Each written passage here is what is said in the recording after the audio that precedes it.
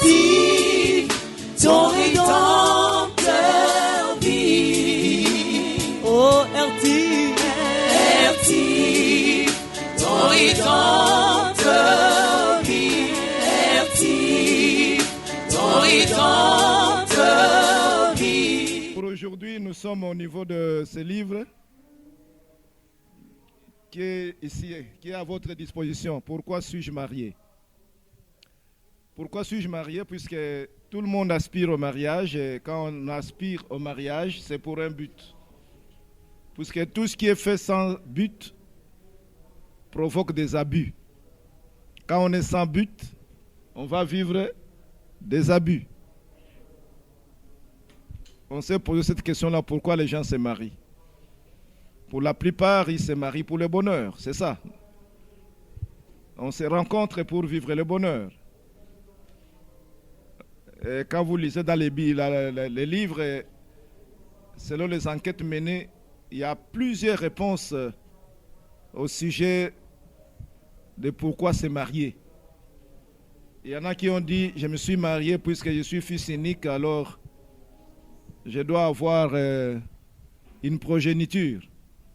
Alors, si une femme se marie à un fils unique qui doit perpétrer sa génération, je pense que c'est chaque année qu'elle ira à la maternité, je pense.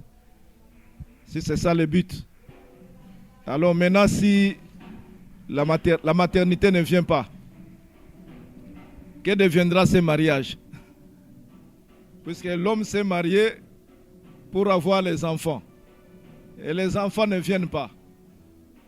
Ça veut dire qu'il n'a pas atteint le but, donc il y aura divorce. Est-ce que pour Dieu, absolument il faut se marier pour avoir les enfants? Il y en a qui se sont mariés pour obtenir le bonheur de la part de l'autre. Je veux que l'autre me rende heureux, qu'il pourvoie à tous mes besoins. À partir du mariage, les problèmes économiques vont trouver solution. C'est ce que nous appelons le mariage économique. Mais tu te maries pour des raisons économiques.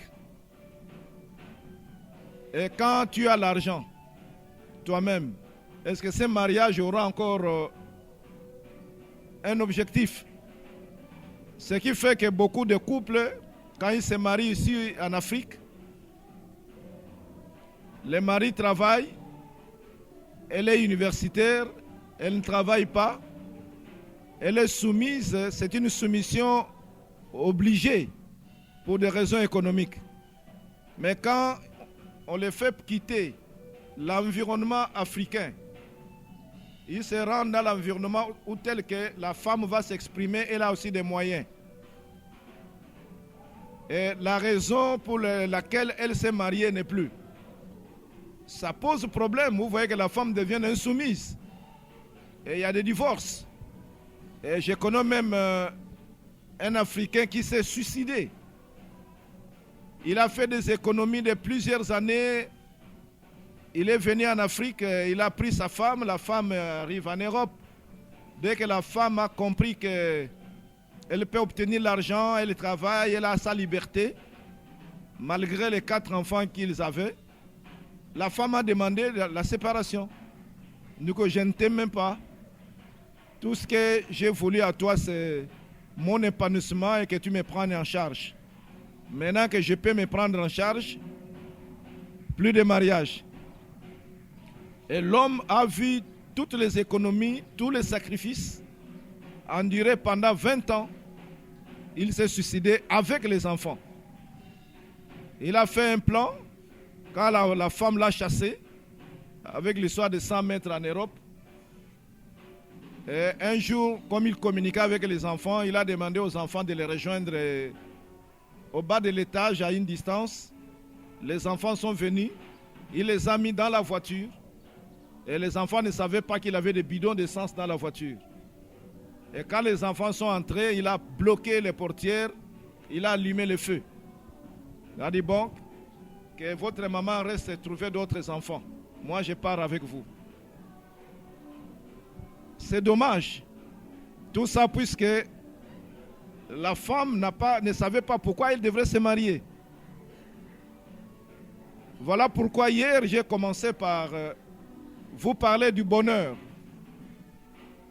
J'ai parlé du bonheur hier. Qu'est-ce qu'on entend par le bonheur dans les mariages?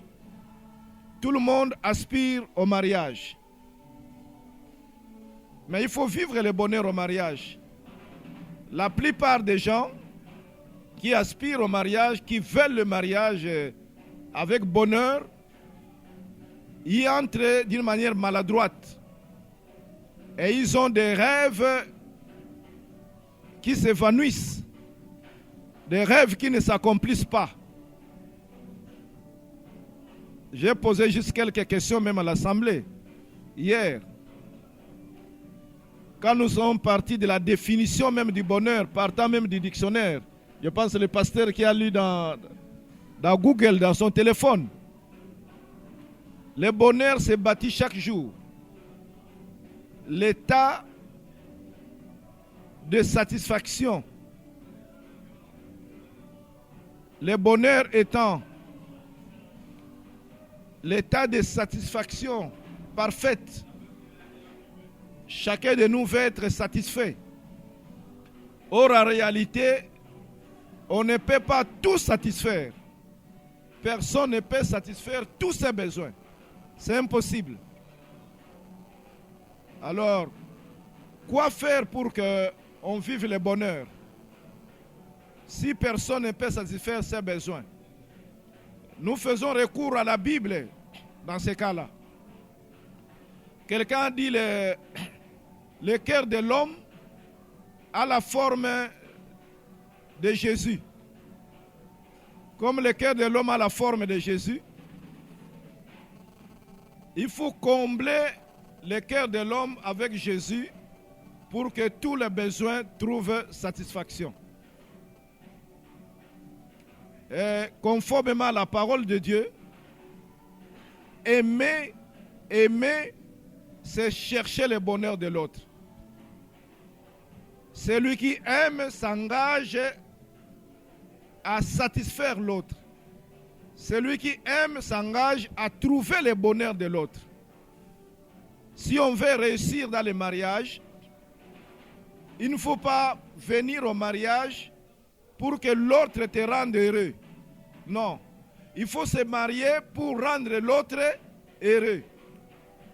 Si chaque jour, chacun des partenaires prend la décision d'étancher la soif de l'autre, prend la décision de satisfaire l'autre, prend la décision de rendre l'autre heureux, il y aura très peu de plaintes, il y aura très peu de murmures. Puisque les faiblesses de l'autre deviendront ces sujets de prière. Les faiblesses de l'autre, les faiblesses de ma femme constituent mes sujets de prière, mes préoccupations. Mes faiblesses sont ces sujets de prière aussi. Alors nous devons nous supporter. La Bible dit qu'il faut se supporter l'un l'autre. Si nous prenons le mariage dans cet angle-là, on va se contenter de ce que nous avons et nous vivrons heureux. Amen. Amen. Nous vivrons heureux. Donc c'est possible de vivre le bonheur. Le bonheur est possible dans les mariages. Mais pour la plupart des gens, ils vivent le calvaire. Ils vivent l'enfer dans les mariages. Ils vivent l'enfer puisqu'ils ont fait de mauvais choix. Ils ont pris les mauvaises lunettes. Ils ne connaissent pas ce qu'on entend par le bonheur. Le bonheur ne vient pas du matériel. Ce n'est pas l'argent qui rend le mariage heureux. Ce n'est pas le matériel qui rendra le mariage heureux. Ce ne sont pas surtout les habits. Puisque toutes ces choses-là, quand nous serons confinés dans les cercueils, personne ne partira avec. Une fois confiné dans les cercueils, on ne peut pas te mettre dans les cercueils avec avec voiture, avec maison, même pas tout ce qui est comme garde-robe. Tout reste. Donc le vrai secret du bonheur est en Jésus-Christ seul. Quand Jésus remplit votre cœur et que vous aimez, vous serez en mesure aussi de satisfaire votre mari ou de satisfaire votre femme. Sans Jésus-Christ, il n'y a pas de satisfaction, il n'y a pas de bonheur. C'est pour ça que nous souhaitons les mariages dans le Seigneur. Je n'ai pas fait la présentation de notre ministère. Nous sommes dans le ministère appelé RTIF, Réseau de transformation et d'intercession pour les familles. Notre vision, c'est l'église dans la maison, une priorité. L'église dans la maison, une priorité, ça veut dire nous tenons à ce que le passage biblique qui est dans Matthieu chapitre 18, verset 20, devienne une réalité dans chaque couple. Quand 2 ou 3 se rassemblent en mon nom, je suis au milieu d'eux. Dans la présence de Dieu, vous pouvez assurer votre bonheur. Sans la présence de Dieu dans le couple, vous êtes un couple à risque. Dans les livres, vous lirez ceux qui vont s'en procurer, et ceux qui vont s'en procurer plutôt. Il y a 3 types de mariages que nous décrivons là-bas. Premier mariage, le mariage païen. L'homme ne connaît pas Dieu, la femme ne connaît pas Dieu. C'est le mariage à haut risque. Dans ce mariage, tout peut arriver. La violence, verbale ou physique, l'insolence, la bagarre, l'égoïsme, chacun pour soi. Nous appelons ça mariage à haut risque et c'est un mariage qui finit toujours mal.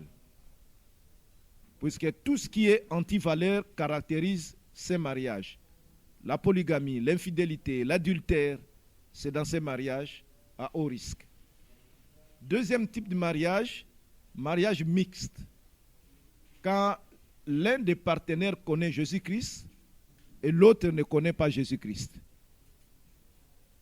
Et là, c'est aussi un mariage à demi-risque. La personne qui connaît Jésus porte sa croix et vit des temps très difficiles. Et cette personne doit se faire accompagner par les serviteurs de Dieu, par le ministère tel que nous le faisons, pour qu'un jour, l'autre aussi accepte Jésus. Mais il y a eu plusieurs erreurs même parmi les serviteurs de Dieu. Au départ, ils étaient païens, et puis lui devient serviteur de Dieu, il se convertit, il devient pasteur, et puis ou bien évangéliste ou apôtre, et il dit, bon, maintenant je dois aller chercher une femme spirituelle. Puis je me suis converti. Et c'est correct? Hein? C'est ce qui s'est passé à un moment. Nous avons connu ces vagues-là, où l'homme de Dieu spirituel, face à sa femme qui tarde à venir dans le Seigneur, il est impatient et il a la tentation de changer de femme et de trouver une femme spirituelle, oubliant que Dieu lui a fait grâce. Est-ce que la même grâce que Dieu lui a fait, Dieu peut ne pas le faire aussi à sa femme? C'est la question. Puisqu'il est serviteur de Dieu, il prie, il intercède pour tous les autres. Il intercède même pour les femmes d'autrui pour que ces femmes changent. Mais il est impatient quant à sa propre femme. Je connais des serviteurs de Dieu qui ont enduré pendant même 40 ans. Je connais aussi des servantes de Dieu qui ont enduré pendant plusieurs années, tel que le cas dont j'ai fait allusion hier. Elle a fait à peu près, madame dit 35 ans. 35 ans de souffrance avant que l'homme se convertisse. C'est l'université de souffrance. 35 ans de souffrance avant que l'homme se convertisse. Quelle patience. Et si c'est la femme qui s'est convertie avant, la femme prend patience souvent. Mais quand c'est l'homme qui s'est converti avant, d'une manière générale, l'homme subit la pression même de la famille ou de l'église, qui peut même aller jusqu'à considérer la femme et prendre la femme d'une sorcière. On dit comme elle est sorcière, il ne sait pas quel est le passage biblique qui dit que si la femme est sorcière, il faut l'abandonner. Hein? Non. Ça, c'est le mariage mixte. Je donne seulement ces détails-là pour comprendre que il faut prier dans les mariages mixtes jusqu'à ce que l'autre soit aussi gagné dans le Seigneur, jusqu'à ce que l'autre obtienne la même grâce que vous avez obtenue. Ne l'abandonnez pas. Puis c'est devenu votre charge, votre fardeau. Dans cette université de souffrance, faites-vous accompagner des serviteurs de Dieu. Faites les partenariats de prière avec les couples qui sont dans le Seigneur pour que ensemble vous puissiez intercéder régulièrement. Ça, c'est justement le travail de notre ministère, Réseau de transformation et d'intercession pour les familles. Et en faisant ça, nous avons gagné beaucoup de partenaires païens. Nous avons accompagné plusieurs couples et ils finissent par avoir le bonheur. Et les derniers types de mariage, c'est justement les mariages chrétiens. L'homme est chrétien et la femme aussi est chrétienne. C'est l'idéal pour nous. L'homme a accepté Jésus comme Seigneur et Sauveur. La femme aussi a accepté Jésus comme Seigneur et Sauveur. Mais malheureusement, même dans les cas de mariage idéal, au départ, beaucoup de pasteurs ne tiennent pas compte de cette réalité. C'est ainsi que, pour la plupart des cas, on célèbre les mariages religieux et non les mariages chrétiens. Et c'est même dans notre expression courante, on va célébrer les mariages religieux. Et c'est dangereux cette expression-là. C'est dangereux. Et si l'homme est musulman, la femme chrétienne, on appelle ça toujours mariage religieux. Si l'homme est catholique, la femme kimbanguiste, on appelle ça toujours mariage religieux. Mais il faut faire très attention. Pour les jeunes, nous devons les accompagner à se marier dans le troisième type de mariage. Et que les autres soient les gens qui viennent dans le cadre de l'évangélisation. Dans l'évangélisation, on les rencontre soit mixtes, soit païens, et on les accompagne pour achever dans les mariages chrétiens.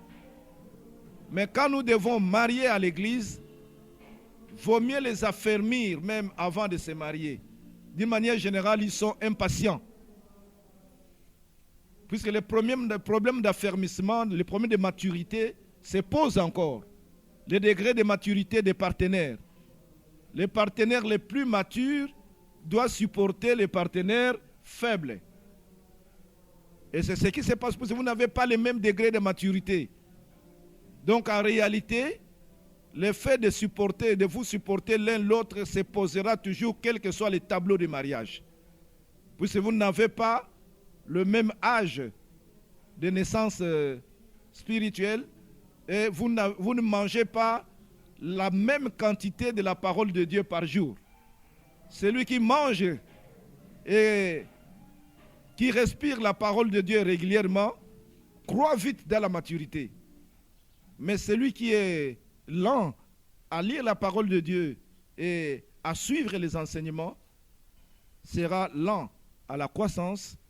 Et cette lenteur va causer des tensions réelles dans la vie des couples. Et c'est la réalité que vous vivez. Vous pouvez trouver quelqu'un qui est chrétien, mais de temps en temps, il prend encore un peu de dose là. Il dit c'est interdit. Bon, ce n'est pas ça qui va vous séparer, mais du moins, il faut l'affermir jusqu'à ce que cette dose-là s'arrête. Amen. Amen. C'est là où tu vas appliquer l'amour et patient. 1 Corinthiens 13. L'amour est patient, mais vis-à-vis de quelqu'un qu'on aime, qui est plus proche, la patience souvent pose problème. Ça pose problème. L'amour est patient, l'amour ne cherche pas son intérêt, l'amour est doux. Tout cela reste des verbes qu'on conjugue avant le mariage. Quand on est dans le mariage, on devient impatient. On veut voir l'autre changer instantanément. Comme nous sommes aussi dans le système instantané maintenant. On veut le vite fait, que le tout arrive rapidement. Mais notre Dieu aussi est lent. Il est lent en quoi? À la colère. Il est lent à la colère. Ce n'est pas facile. Je voulais ça, j'ai dit à mon ami Jean-Jacques qui vient des États-Unis pour se marier. Et là, par exemple, sa femme n'est pas encore là. Elle est perdue. Pas perdue quoi, dans les transports, quoi. Il faut qu'elle arrive ici, elle ne retrouve pas bien l'église. Quel est le sentiment qu'il peut avoir? Il dit que cet enseignement, il faut que ma femme soit là. Tel que beaucoup qui sont là, peut-être il est seul, il dit qu'il fallait qu'Azalawana Yoka. Il est en train d'écouter pour l'autre. C'est ce qui se passe, n'est-ce pas? Et tu n'écoutes pas pour toi-même. Mais la réalité, il faut suivre d'abord pour toi-même. Si tu es transformé, Dieu te donnera les ingrédients nécessaires pour supporter aussi l'autre. Puisque Dieu est lent à la colère. Puisque la colère n'est qu'un sentiment lié à la frustration qu'on sent quand ça ne va pas. La colère vient de la déception. Tu es déçu. Tu as donné un peu d'argent à madame pour gérer et puis 2 jours après, elle te dit, c'est fini, tout est terminé. Quel est le sentiment que tu vas avoir? La colère. Tu gères mal. Tu gères mal. Il y a un jeune homme, une fois qu'il s'est fâché même contre sa femme, il l'a renvoyé. Il a pris une jeune dame de 20 ans et lui avait 24 ans. Et il gagnait $300 par mois. À la fin du mois, il prend tous les 300, donne à madame. Tu gères, tu vas payer les loyers et puis 15 jours après, il n'y a plus rien. Il devrait attendre 15 jours encore jusqu'à la fin du mois pour rattraper encore l'argent. Le monsieur en avait marre. Au bandit Mabé. Alors, tu rentres chez toi, chez tes parents. Et la jeune dame nous a appelés. Elle dit que papa, ici, ça ne va pas. Qu'est-ce qu'il y a? On dit que je gère mal et je rentre chez moi. On pose la question à madame, qu'est-ce qui s'est passé? Il m'a donné $300, j'ai payé le loyer, et puis il y a cette tante qui venait à la maison, même sa mère, et j'ai donné quand même quelque chose à leur retour, et puis c'est fini vite.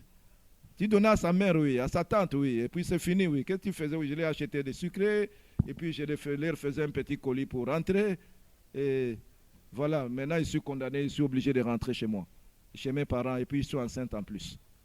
Elle dit, ah bon? Et j'appelle le jeune homme. De quelle est la situation? Elle gère mal, sa mère ne lui a pas appris à gérer. Sa mère ne lui a pas appris à gérer, oui. Alors tu fais quoi? La renvoyer à l'école de sa mère, pour que la mère lui apprenne à gérer. Quand cette université sera terminée, elle revient. Et oui. Elle dit, monsieur, mais qui a rendu cette dame gestionnaire? C'est sa mère ou toi? Qui peut répondre à cette question? Qui a fait de la femme gestionnaire? C'est l'homme. Quand la jeune dame à cet âge était chez ses parents, qui gérait chez ses parents? C'est elle qui gérait? C'est sa mère? Elle était à l'école, elle venait d'avoir même son diplôme d'État. Mais toi, tu vas l'arracher de ses parents pour la faire maman, et tu commences à lui donner l'argent pour gérer, elle n'a jamais géré. Et puis tu condamnes quelqu'un qui n'a jamais géré. Mais non. Mais sois patient. Cette colère-là, les actes liés à cette colère sont disproportionnés par rapport à ce que l'autre a fait innocemment. Elle n'a jamais géré. Qui doit lui apprendre à gérer? C'est sa mère ou toi qui l'as rendu gestionnaire? En réalité, qui doit lui apprendre à gérer? C'est l'homme. Il dit, voici ce qui s'est passé au jardin d'Éden. Ève est venue après. Adam, Dieu lui a confié la gestion du jardin. Il a donné même les noms de tout. Qui devrait mettre l'autre à l'école? Qui devrait faire le renforcement des capacités de l'autre? Hein? Adam devrait faire le renforcement des capacités d'Ève. Mais c'est ce que l'homme doit faire. Mais la femme à la gestion. Mais la femme dans une école qui apprend à faire les budgets familiaux, familial. Souvent, nos dames, les mamans ne savent même pas faire les budgets de famille. C'est pas que le lundi, même pendant la semaine, on va manger comment. Non. Hein? Ils ont appris depuis Bokoko, depuis les ancêtres. Hein? Tu prends seulement l'argent. Ah, ok, wapi, na kewense. Bon, prends le panier. Arrive là, l'autre là, maman va attaquer matungula. Ah, maman, oh, maman, mon ninga nanga na mona yekala, matungula ngo bien, hein? Combien? Elle achète. Va là-bas, oh quoi, c'est l'engaïngaï là-bas. Ah, le long mbal nanga kolia ngaïngaï. Achète. Il va de l'autre côté, ah, le mongousou. Ah, bon, aza mwana mai, mbandaka wana, na sombele kaka. Et puis elle rentre. Voilà. Chaque jour, c'est comme ça. Mais aucune feuille hein, qu'il a écrit là-bas, lundi, ça sera le poisson, demain, ça sera le haricot, mardi, ça sera ceci. Et tu vas dans sa cuisine, il a mis ces tableaux-là, où on sait que demain, voilà comment on va manger. Non. On mange au gré des vagues et selon les sentiments de madame. Hein? Les mamans, c'est pas comme ça. Hein? On n'a pas un budget familial. Hein? C'est ça la réalité. Alléluia. Hein? Mais c'est l'une des sources de tension dans le foyer. L'une des sources de tension.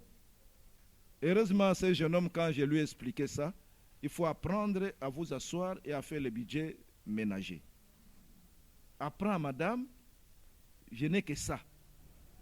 Il n'y a pas autre qui viendra juste à... Il n'y a que ça. On va faire les contraintes. Comme nous sommes encore à 2, demain on va manger seulement le matembele avec un morceau de chikwang. Après demain on mangera peut-être un poulet. Chaque dimanche on mangera un poulet ou bien chaque mercredi du poisson.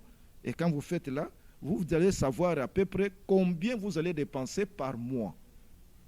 De telle manière que quand tu donnes, tu sais toi-même quelles sont les limites. Mais dans ce budget-là, sache que cette femme-là a besoin aussi d'un budget pour sa beauté. Hein? Il faut mettre quelque chose pour sa poudre, pour sa pommade, pour si tu donnes sans tenir compte de ça, elle doit le faire, elle doit prendre. Elle doit être quand même élégante pour toi. Hein? De temps en temps, il faut veiller à ses cheveux et tout. Alléluia. Je pensais que les mamans allaient applaudir puisque ça ne se fait pas.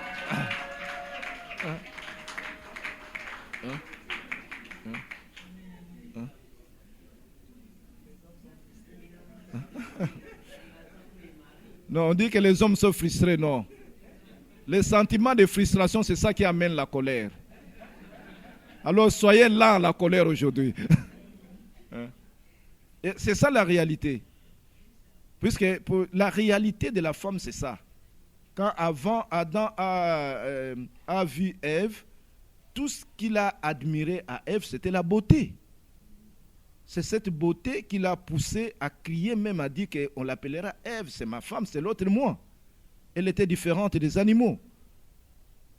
Et Dieu, dans sa beauté, dans sa bonté, a fait de telle manière que Adam et Ève soient quand même différentes d'Adam. La différence, elle est produit fini. La différence, elle n'est pas la terre.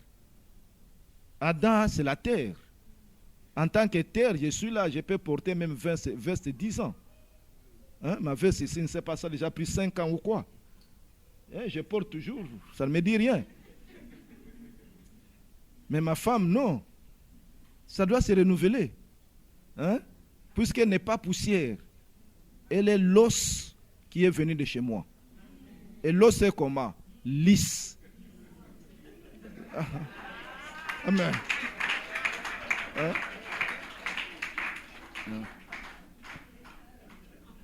Et les hommes sont étonnés, ils veulent aller à la fête et puis la femme lui dit que je n'ai pas d'habit. Mais comment? Comment tu n'as pas d'habit? La garde des robes est là. Na fête wana elamba ko late sate. Comment? Non. Ça veut dire que l'habit là qu'il a acheté n'est plus lisse. Il y a la poussière déjà qui est tombée là-bas. Hein? Il faut actualiser. Et les dames, si vous voyez bien, n'aiment pas la poussière. Même si elle est en babouche. Régulièrement, il doit enlever la poussière. Elle n'est pas poussière. Elle est faite d'une matière spéciale, d'une matière précieuse, appelée l'os de l'homme.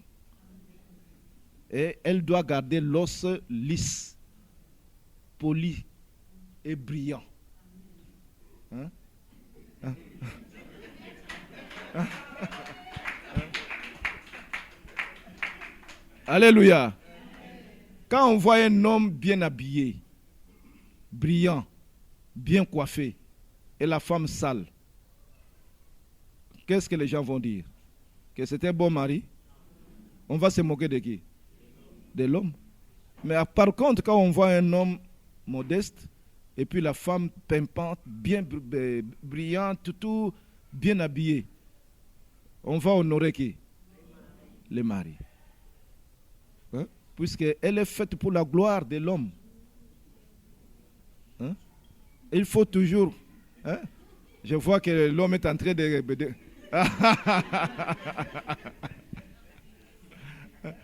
Quand c'est l'homme qui est toujours tiré à 4 épingles et pas la femme, ah non, c'est pas normal. C'est pas normal. Hein? Quel verset? Ah, c'était ça la diction.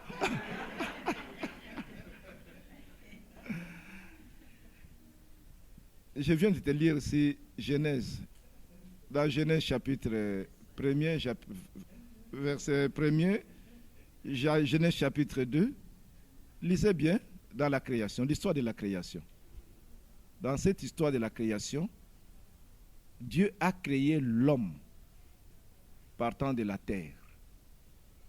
L'homme poussière rentrera poussière. Il est à l'image de Dieu partant de l'esprit et de l'âme. L'homme a un tripartite. Il y a la partie visible et la partie invisible. Par l'esprit, hein, nous avons l'image de Dieu. Nous ressemblons à Dieu. Dieu n'a pas ton corps. C'est ça ce que je veux dire. Mais la partie matière, l'homme et la femme sont matière. Mais la différence entre la matière de fabrication de l'homme et celle de fabrication de la femme est que la femme est dérivée de l'homme. Partant de l'os, une côte que Dieu a tirée de l'homme. Et quand tu vérifies ça scientifiquement, médicalement, biologiquement, c'est vrai. Dans la partie gauche de l'homme, là où il y a le cœur, il y a une côte qui est absente. Hein? Il y a une côte qui n'est pas là. Cette côte-là, c'est la femme, quand tu t'es marié avec la femme, elle vient combler. C'est elle qui tient ton cœur. C'est un je demande aux mamans de ne pas beaucoup parler. Quand tu parles beaucoup, tu chauffes le cœur de l'homme. Vous êtes là pour protéger le cœur de l'homme et pas beaucoup parler. Hein? Hein?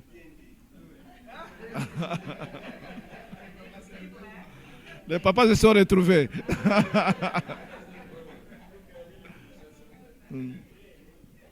Malheureusement, Dieu leur a donné la capacité de débiter 25 000 mots par jour. Toute femme a la capacité de débiter par jour 25 000 mots. Et l'homme, à peu près la moitié, 12 500 mots. Pendant la journée, l'homme peut être épuisé. C'est 12 500. Mais la femme a toujours des réserves avant que l'homme ne dorme, il doit lui parler. Hein? Tu peux être là en train de regarder la télé, tout ça, elle vient toujours et te parle. Tu es concentré à autre chose, elle te parle. Non, ne l'empêche pas à parler puisqu'elle sera étouffée. Il faut qu'elle dégage. Hein? Et ils ont 2 puces là-bas, nous avons seule puce. Ça, c'est naturel. Bon, et c'est encore elle qui va garder ton cœur droit pour... Hein? Quand elle parle beaucoup, tu as envie de réagir. C'est-à-dire, je vous recommande d'être lent à la colère. Hein? Puisque, je pense que c'est l'apôtre Pierre qui le dit clairement dans 1 Pierre 3. Il nous dit clairement que elle est un être faible. Considérez-la comme être faible. Et apprenez à l'honorer et à la respecter. Puisque partant de sa nature physique et spirituelle même, puisque la Bible dit dans Genèse 3, les sentiments de la femme sera tourné vers l'homme. Et dans ces sentiments-là, quand elle est à côté de son homme, elle veut se sentir protégée, elle veut se sentir un peu adorée, et elle peut même déborder. Et dans ce débordement, l'homme ne comprenant pas que c'est naturel, peut même gifler à la place de l'embrasser. Vous voyez, nous posons l'acte contraire. Elle veut se sentir protégée. Elle vient à côté de toi. Elle te parle de tout. Elle te parle de tout pour chercher soutien, sécurité. Sa sécurité, c'est à côté de toi. Mais nous faisons le contraire. On voit comme s'il nous ennuie. Elle nous ennuie. C'est comme si elle est en train de nous déranger. Non, c'est naturel. Il faut la laisser faire. Vous observez bien quand vous marchez avec votre femme dans la rue. Vous êtes à 2 dans la rue, en train de marcher. Quelle sera la tendance de la femme quand vous êtes à 2? Hein? Elle aura tendance à venir s'appuyer sur toi. À tout moment. Moindre problème, un véhicule veut passer à côté, elle court vers toi. Et non le contraire. Et l'homme aussi aura tendance à protéger la femme. Moindre distraction, elle prend la main de la femme. Hein? Mais c'est naturel. C'est notre rôle. C'est ce que Dieu a fait de merveilleux. C'est ça la beauté même de c'est l'harmonie même de la vie conjugale. De la vie conjugale. Mais malheureusement, l'ennemi fait tout pour nous séparer. Malheureusement, il est dit, l'homme quittera son père et sa mère, s'attachera à sa femme, et les 2 deviendront une seule chair. Et c'est l'un des objectifs du mariage, devenir un. Devenir un. Puisque dans le devenir un, souvent nous voyons uniquement le chapitre sexe. On voit seulement le chapitre sexe, oui. Ça fait partie de devenir un. Il faut consommer le mariage. Mais pour que ça soit bien fait et dans l'harmonie, il faut que le devenir un là soit aussi dans la pensée, soit aussi dans la façon de réfléchir. Le couple qui a fait longtemps ensemble, un couple qui est devenu ami, apprennent à réfléchir de la même manière.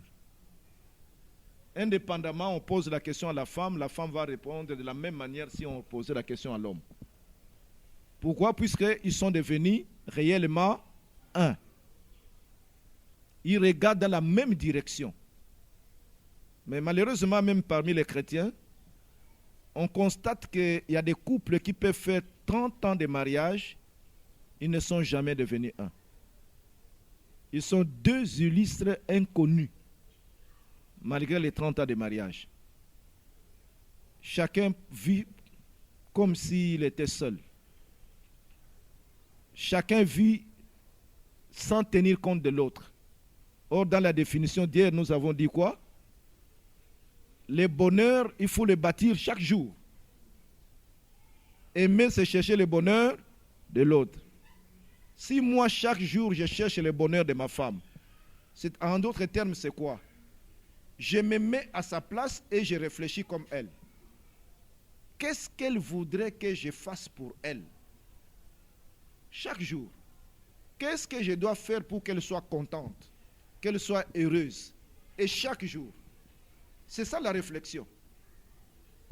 Telle que je la connais, quel acte je dois poser aujourd'hui pour qu'elle sourie? Hein? Les Africains qui sont là. Alléluia. Alléluia. Quel est le petit acte que tu peux poser chaque jour pour que ta femme sourie? Les papas, qui peut oser répondre?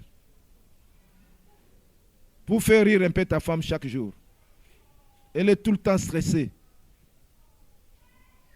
Comment la déstresser? Chaque jour. Voilà, les Africains.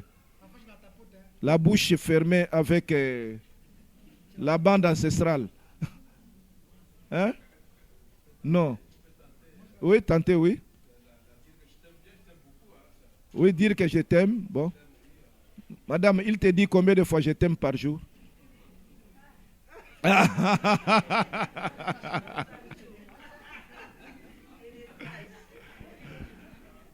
Vous voyez? Et pourtant, la maman, chaque femme, Dieu lui a donné les oreilles pour écouter son mari. Les compliments. Un jour, on était dans l'avion avec ma femme. On revenait de la Belgique, où nous allons tenir régulièrement les séminaires pour couples. Dans l'avion, il y avait un couple, le monsieur congolais et la femme blanche. Et à chaque fois que la femme s'est levée, puisque leurs enfants étaient derrière, et un jeune couple, hein, c'était des petits-enfants, à chaque fois qu'elle s'est levée pour venir arranger les enfants, avant qu'ils étaient assis à deux, elle faisait d'abord bisous à son mari avant de se lever. Elle veut aller à la toilette, elle fait bisous à son mari, et pendant les 7h30 de vol, elle s'est levée plus de 5 fois. Alors, avant d'atterrir, elle s'est levée encore pour arranger la ceinture de sécurité des enfants. Alors, une femme était derrière nous. Nous, on était à côté. Alors, quand la femme là nous a regardé, puisque nous, on a regardé la femme, et la femme là nous a regardé, elle a fait ça. Bangambo bozo ko balaka basi amindele. Kaka babizu. Ya batu mwindo bomona kate. Alors on s'est dit avec ma femme, les femmes basi ya batu mwindo bolinga babizu te. Répondez un peu. Hein? Ezangambo yako pesa moi si bisous. Et surtout en public. Non, je demande à ceux qui sont en couple, fais quand même bisous à ta femme. Tu vas voir si ça va l'énerver. Hein? Fais bisous à ta femme. Je demande, Marco, viens. Comme ça, on va voir. Hein?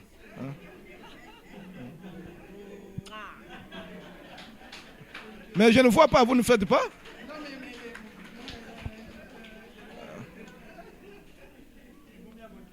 J'ai dit, on vous pousse maintenant, on vous pousse.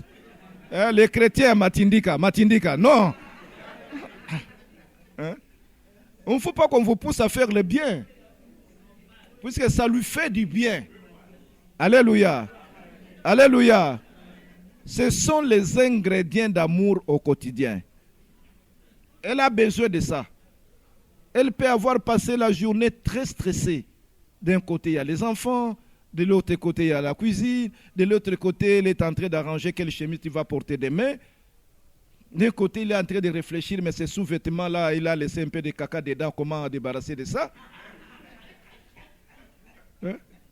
Et toi, quand on te demande, nettoie les sous-vêtements de madame qui a une tache du sang, tu vas, ah non, ça non. Quand il a la période de règles, il y a une tache du sang. Elle dit, bon, toi, monsieur, lave-moi ça. Tu vas le faire. Hein? Tu ne vas pas amener les sous-vêtements chez ta mère pour dire comment on foutait. Hein? Mais elle le fait avec élégance. Hein, les mamans, ce n'est pas ça. Hein?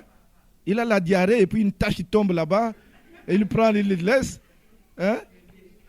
Mais C'est pour ça qu'on nous appelle, nous les maris, les bébés, puisque c'est les mamans nous prennent pour les bébés. Dieu a mis les soins dans leur cœur. De la même manière, elle enlève les caca de bébé dans la couche et tout ça. Elle trouve ça normal. Mais pour l'homme, ce n'est pas normal. Pour l'homme, ce n'est pas normal.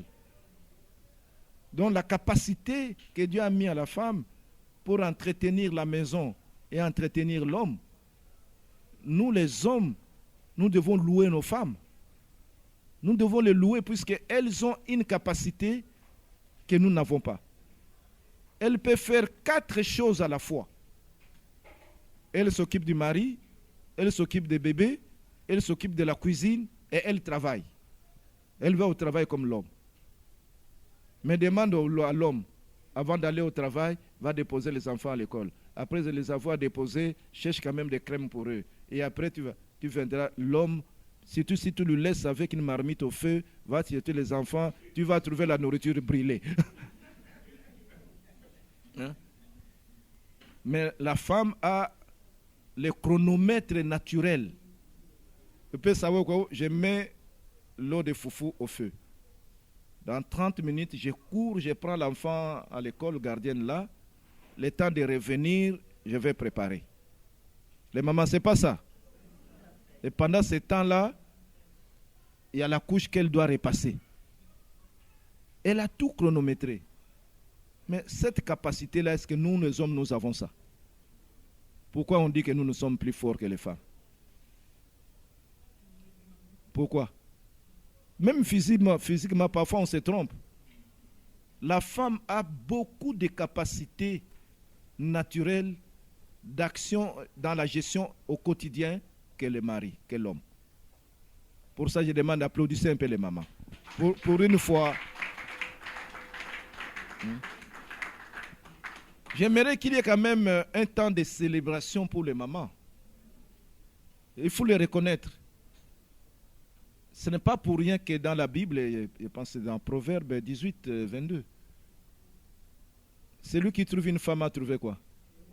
Le bonheur. Le vrai secret du bonheur, c'est la femme. C'est le vrai secret du bonheur.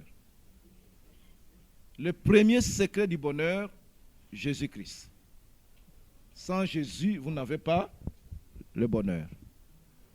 Deuxième secret que je vous donne, pour nous qui sommes mariés, une femme chrétienne, vraiment dans la maturité spirituelle, est bonheur pour son mari. Est bonheur. Puisque celle-là te rendra heureux chaque jour. Elle aura la joie de se brûler même les doigts pour que ta bouche déguste le meilleur repas que tu veux chaque jour. Sans se mettre en colère, sans se plaindre. Alors que l'homme est capable de se plaindre de ce qu'il fait pour sa femme. Tu vois un homme qui dit, quand je souffre là-bas au travail, toi tu es avec moi, je ne peux pas te montrer tout ce que je gagne. Ça arrive, non? Le salaire. Est-ce que tous les hommes montrent tous les salaires à leurs épouses? Vous voyez, la salle est silencieuse maintenant. Hein? Tous les hommes montrent les salaires à leurs épouses? Hein? Hein? Tu donnes tout, le bulletin de paye. Tu donnes le bulletin de paye. Tout. Alors, il faut applaudir ces papas-là.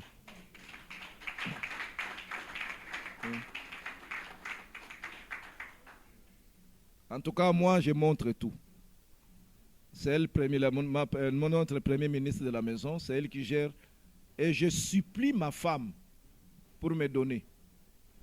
Je lui ai donné, quand j'ai besoin, même pour donner à quelqu'un, je supplie qui? Ma femme. S'il vous plaît, j'ai besoin même de $10, donne-moi. Et là, je vous assure, ça sécurise les foyers. Vous savez pourquoi? Non seulement elle est bonheur, mais c'est elle à qui Dieu a mis la capacité de bâtir la maison. Celui qui fait ça terminera sa vie avec une maison. Une maison physique. Derrière les grandes dames, et derrière les grands hommes, il y a les grandes dames. Et la femme sage bâtit sa maison. Proverbe 14, hein, verset 1er. Il faut donner les matériaux, mettre les matériaux entre les mains de la femme. Vous verrez ce que la femme va faire de ça. Ne privez pas la femme le peu que tu gagnes. Elle va multiplier ça. Dieu a mis en elle la capacité de multiplication. Hein? Tu ne gagnes que $100. Donne-lui les $100. Elle n'acceptera pas que son bébé manque de lait. Elle n'acceptera pas. Elle est capable de mettre un bassin sur la tête, aller acheter ne sais pas quoi, moudre, vendre, pour que chaque jour ces $100-là ne s'épuisent pas. Les mamans, ce n'est pas ça. Hein? Elle n'acceptera pas. Tu es chômeur, le dernier salaire que tu lui as donné avant que le travail ne s'épuise, elle peut garder ce salaire même pendant une année. Puisqu'elle a la capacité de conserver ça. Elle va vivre de l'intérêt. Elle vend le manioc, elle vend le maïs, elle vend les pondous. Elle est capable de vendre même ses pagnes pour que toi tu manges. Mais c'est rare de trouver un homme qui va vendre ses vestes pour que la femme mange. Hein? C'est faisable aussi. Hein? On n'achète même pas. Hein? Les sentiments de sacrifice dans la femme est naturel. Est naturel. Elle est capable de se sacrifier. Hier, j'ai dit même que dès le départ du mariage, la femme sacrifie sa vie et ses ambitions. Elle sacrifie ses ambitions. Vous pouvez avoir, vous pouvez peut-être, vous avez étudié ensemble, 2 universitaires, chacun a ses ambitions. Et puis elle dit, écoutez, à partir de maintenant, j'accepte de devenir ton épouse, et puis je te suis dans ta vision. Sans te poser la question de savoir qui elle devient avec toi, entre tes bras, après 2 ans, après 5 ans, après 10 ans. Rares sont les femmes qui posent la question à leur futur mari, qu'est-ce que je deviens à côté de toi après 20 ans? Et j'ai dit hier, c'est compliqué pour une femme qui épouse un mari sans vision. Alors qu'elle-même avait une vision. Elle met sa vision de côté pour suivre un mari aveugle. Hein? Mais c'est là l'université de la souffrance pour la femme. C'est là les grands sacrifices qu'elle fait. Elle met de côté ses ambitions. Il y en a même qui interrompent leurs études. Elle est déjà au bac ou bien elle a eu son diplôme d'État et puis elle est en premier graduat, deuxième graduat et elle devient enceinte. Et le mari dit non, d'abord les enfants. Elle met de côté ses ambitions. En fait, elle a arrêté son progrès. Oui ou non? Au profit de qui? Du mari. Qui 10 ans après va la plaquer. Va dire que non, tu n'as pas progressé spirituellement et intellectuellement. Maintenant que je suis devenu ministre après 20 ans, dans ma carrière, je cherche une femme de mon niveau. Je ne sais pas si vous avez déjà vu de tels cas. Beaucoup. Voilà. Et c'est juste. C'est injuste. C'est un péché. Merci. Il faut applaudir le papa qui a dit c'est un péché même.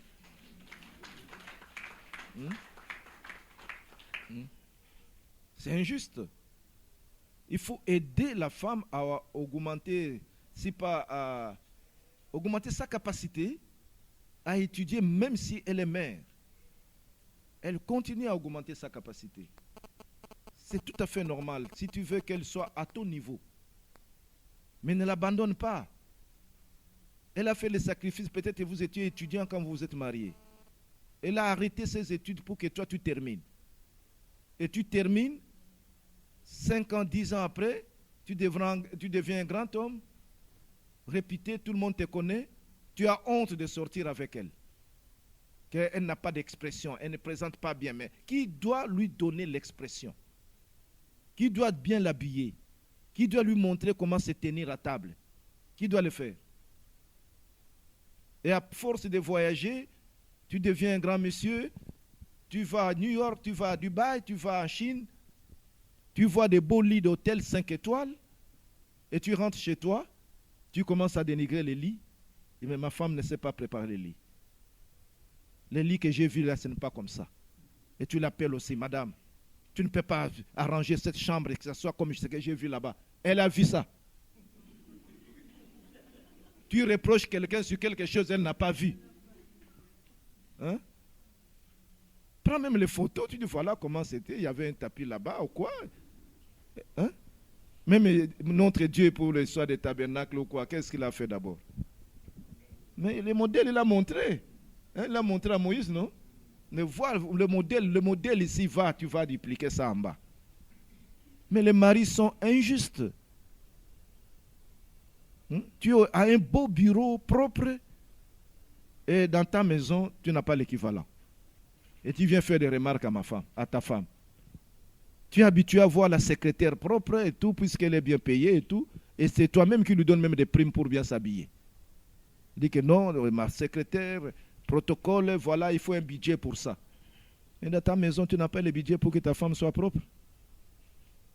Tu la négliges et tu admires des secrétaires. C'est injuste. La première secrétaire, c'est qui? C'est madame. Elle doit être plus que celle-là. Hein? Et les mamans aussi, ne vous négligez pas puisque vous restez à la maison. Amen. Avant qu'elle ne vienne, habille-toi bien. Puisqu'elle est habituée à voir les beaux là-bas, toi aussi tu te fais belle. Alléluia. Quand tu as préparé dans le makala, il y a encore le sol. La makala ne lamba wana avant qu'il ne vienne, enlève cet habit-là. Mets un peu du parfum. Quand elle vient, il trouve que non, ça sent aussi bon à la maison. Il n'aura pas envie de sortir. Mais quand il vient, il fait chaud, il va te trouver pagne au sein, et encore, ça sent un peu de mbaboula encore. Hein? Il veut se mettre à côté de toi, c'est le parfum de Thompson qui sort encore dans ton corps. Ah non. Là, tu les repousses quoi? Tu les repousses. Hein? Il veut être à l'aise à côté de toi, c'est toi qui dois les déstresser. Il a eu beaucoup de problèmes au service. Alors quand il trouve encore une situation comme ça, c'est compliqué. Il y a un monsieur un jour au service, vantait sa femme. Il dit que ma femme, dans les jours de mariage, vous avez vu comment elle est belle. Hein? Il dit que, oh, il fait belle. Et on vante et puis je dis, ben, les amis ont dit, bon, telle qu'elle est là en tout cas, il faut qu'on aille la voir quand même à la maison, comment elle prépare, elle est belle, elle est jolie, et tout ça, on a donné des beaux cadeaux. On arrive quand même à la maison, 3 ans après. Et on a voulu faire une surprise à madame. On ne lui a pas dit qu'on viendra. Après le service, on dit au monsieur, bon, on va ensemble. On arrive à la maison, c'était catastrophique. Catastrophique. On voit les mbaboula à côté les mbaboula, les bébés en train de faire caca. Et puis, dès qu'on arrive, le mari dit que non, passons directement au salon. Pour ne pas voir les bébés en train de faire caca. Il passe au salon, arrivé au salon, l'autre bébé qui était là venait de pisser sur le divan. Un désordre, pas moyen de s'asseoir. Alors le monsieur, kino bana boule, hein? Asali kaka boule, ba mister. Bon, net asili sana no teto tozo kaka moko na baru à côté. Alors tout l'argent qu'il avait, il est allé dépenser pour mettre les amis à l'aise. Et puis ils se sont séparés là-bas. Imagine maintenant au retour à la maison, qu'est-ce qui va se passer? Hein? Il serait dans la joie d'embrasser sa femme? Non. Non, de temps en temps, il faut réfléchir sur ça aussi, les mamans. Il faut réfléchir sur ça. L'homme veut voir l'ordre. Et vous avez le secret de l'ordre. Mais les enfants, quand vous mettez les pampers ou quoi, arrangez-vous de telle manière que les salons ne sentent pas mauvais. Vous ne savez pas quel visiteur viendra avec votre mari. Et à partir de ces jours-là, est-ce que le mari avait encore la considération au travail? C'est fini. Le mari va encore te vanter au travail. Fini. Il y a un même qui m'a dit un jour, je ne vais plus rentrer dans la chambre. Et qu'est-ce qu'il y a? Ah, papa. Chambre wana. Na isoko koti faut tiaka masque na zolo. C'était même avant Covid. Ils mettaient déjà les masques avant Covid. Hein? Tellement que ça sent mauvais, masouba, désordre. Hein? Voilà. Et dans des cas comme ça, quand quelqu'un les ramasse à l'extérieur, il va faire quoi? Voilà. Il y a des ingrédients pour bâtir le bonheur. Et les derniers ingrédients que je vous donne pour que l'harmonie soit réelle et le bonheur soit maintenu dans le foyer, c'est la prière. La prière, c'est le plus grand secret. Je dis là, il arrive au couple de faire 30 ans de mariage sans devenir un. Pour devenir un, Dieu a mis aussi un outil à notre disposition. C'est la prière à deux. Papa, maman, dans la prière chaque jour. Ayez l'habitude de vous tenir la main dans la prière chaque jour. Le matin, le soir. Même pour 1 minute. Tenez-vous, embrassez-vous, priez. Et puis vous vous séparez chacun part. Régulièrement. Plus vous priez ensemble, puisque quand vous lisez dans les livres, vous verrez un chapitre sur les triangles de stabilité des couples. Dans les triangles, au sommet, il y a Dieu. De l'autre côté, il y a H, homme. Et de l'autre côté du triangle, la base, il y a F comme femme. Il y a une distance qui vous sépare depuis les premiers jours du mariage. Les premiers jours du mariage, vous n'êtes pas un. Vous ne vous connaissez pas. Vous avez les arrière-plans et des arrière-plans culturels. Hein? Chacun vient d'un côté. Celui-là peut-être est Muluba, l'autre est Mukongo ou Muswahili, selon le coin où il a grandi, et encore selon les études. Hein? Je suis ingénieur civil, ma femme est sociologue. Dès les premiers jours, on n'est pas un. C'est compliqué même dans les habitudes, dans la façon de vivre. Je me rappelle, moi j'ai connu Christ en tant qu'étudiant, je suis serviteur de Dieu depuis étudiant, j'ai prêché déjà la parole de Dieu, j'étais en deuxième gradué en Polytechnique, j'étais déjà serviteur de Dieu. Quand elle est venue au mariage ensemble, mais j'ai souffert. Hein? Moi, je suis d'abord ingénieur, j'aime la précision, la ponctualité. Quand on me dit on va aller quelque part, j'arrive 15 minutes avant. Puisque dans ma discipline à l'étude en Polytechnique, on nous a habitués à être 15 minutes avant. On appelait les quarts d'heure académiques. 15 minutes avant le cours. Si le cours est à 8 heures, à 8 heures moins le quart, je suis dans la salle. Et le prof entre à juste, vous commencez le cours. Et j'ai gardé cette habitude. Un jour, on me dit, je dois prêcher. 15 minutes avant, je dois être à l'église. Mais elle avait l'habitude de s'apprêter à l'heure où le culte devrait commencer. Si le culte est à 8 heures pour elle, on doit quitter la maison à 8 heures. Puisqu'elle a fait les sciences sociales et n'est pas dans les sciences exactes. Alors, il y avait des tensions. Un jour, j'ai laissé faire. Je devrais prêcher. Pasteur, j'ai laissé faire du bon pour faire la paix. Hein? Je l'ai laissé arranger les bébés. Et pendant que moi je lisais la Bible, j'apprenais, je m'appliquais à ma prédication. Et puis, elle est venue entrer dans la voiture, on est parti.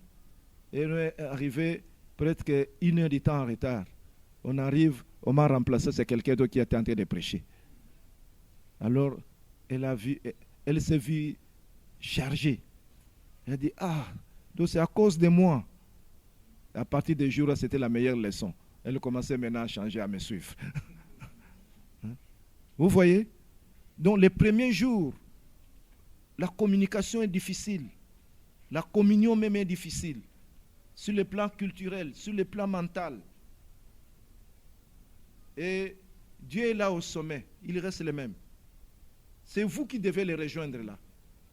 Alors, ces différences culturelles, ces différences intellectuelles, ces différences même sur le plan sentimental, ne peuvent s'harmoniser que si vous avez l'habitude de prier ensemble au quotidien. RT, ton rédempteur vit. Oh, RT.